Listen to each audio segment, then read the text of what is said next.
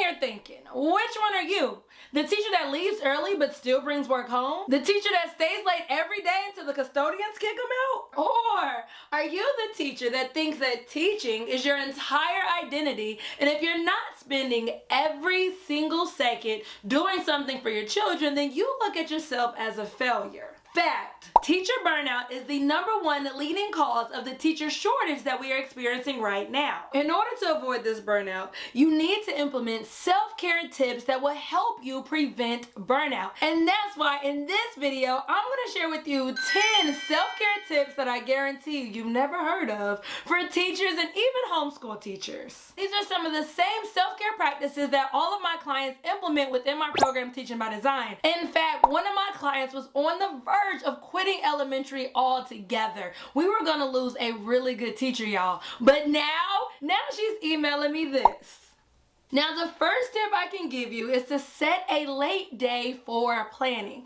Go ahead, decide one day per week that you will do all of your lesson planning, all of your material prepping, and every other teacher thing you need to do. And then that becomes your weekly late day. This way you have a designated day to get all the things on your to-do list actually knocked out. And the rest of your days takes us to tip number 2, which is you need to go ahead and set some no working days. Whether it be the weekend or even some of your weekdays, go ahead and look at your schedule and determine what are those days that you will not open up your laptop. I know it is so tempting to just open up your laptop or start lesson planning in the middle of your movie, but we're talking about self-care here. You can't pour into others if you have nothing else to pour. So determine some no working days that you will either leave when the bus leaves or weekends that you are absolutely gonna leave work at school. And teachers, if you use Class Dojo, don't send dojo messages on the weekend.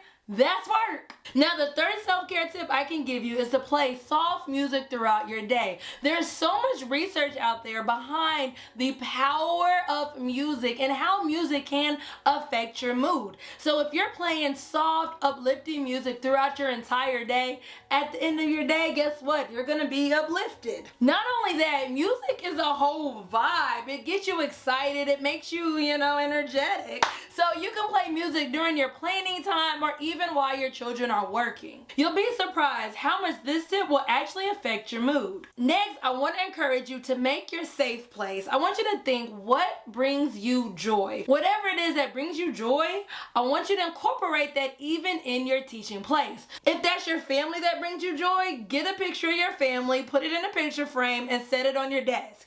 If that's candles, go ahead and get some candles. Even if you're not allowed to light them up, just the ambiance and smell of the candles will help elevate your mood. Now, where are all my social butterflies? Yep, let me know down below in the comments. I know I'm a social butterfly, and this next self-care tip is something that I too had to realize within my day-to-day.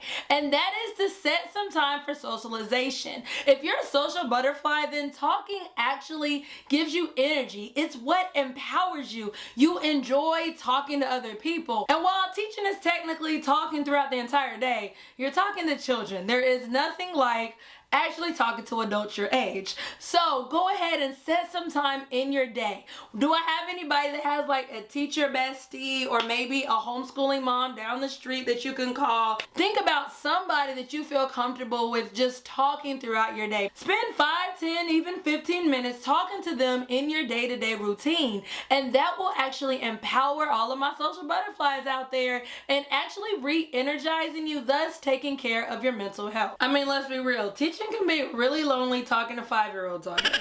Now, the next tip, you might be like, Aja, what does this have to do with self-care?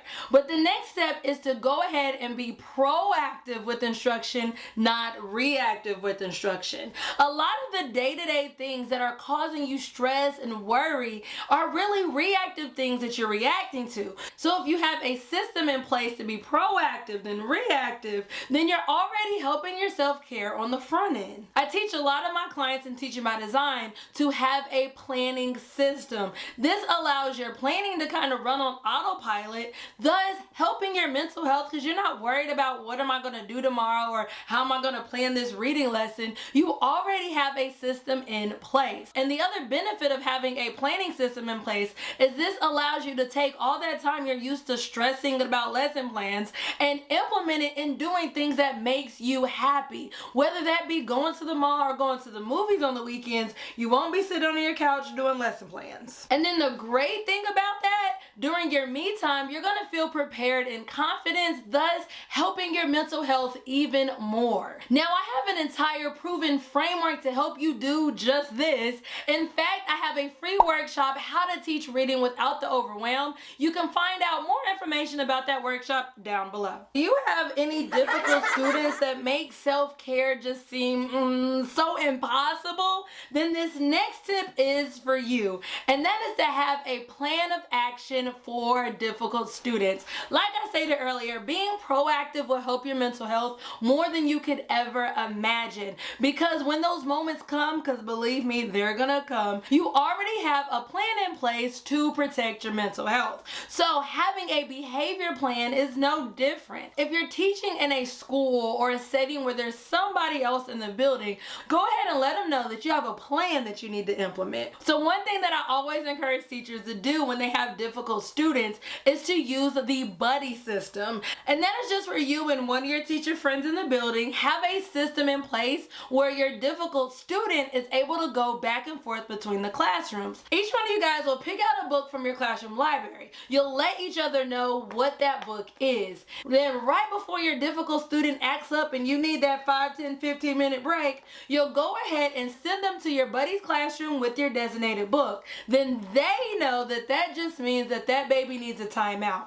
This way, your difficult student doesn't feel like they're on punishment or they're in trouble or they did something wrong. And you also protect your mental health by giving yourself a 10, 15 minute break. Time to implement my buddy system. Now, the next self-care tip I can give you is to arrive at least 20 minutes early to work. And you might be saying, how in the world is that gonna help my mental health? I told you these were gonna be things that you've never heard before. But arriving early actually eliminates a lot of anxiety that we face day to day. Arriving early allows you to also get prepared for your day. You can spend that 20 minutes listening to your favorite songs, doing affirmations for the day, or even reading a book. This actually will help set your day and will also allow you the time that you need to either pray or do whatever you need to do to get your mental health in check. Now, all my clients can tell you I'm really big on teaching smarter, not harder. And this next thing is something that, y'all, I've done my entire career.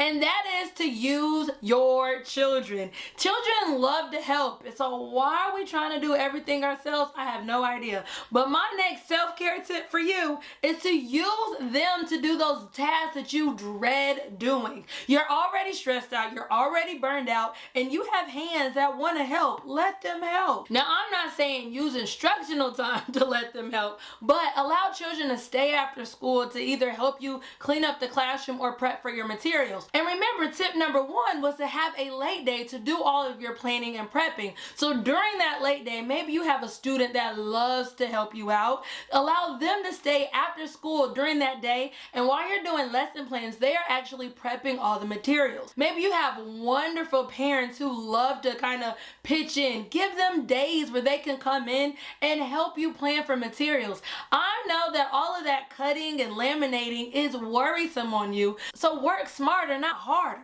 Now, before we get into this next tip, I have to ask, let me know down below in the comments, do you feel guilty taking off work? Is that you? I know it was me. Are you one that thinks if you take off work, the world is gonna end?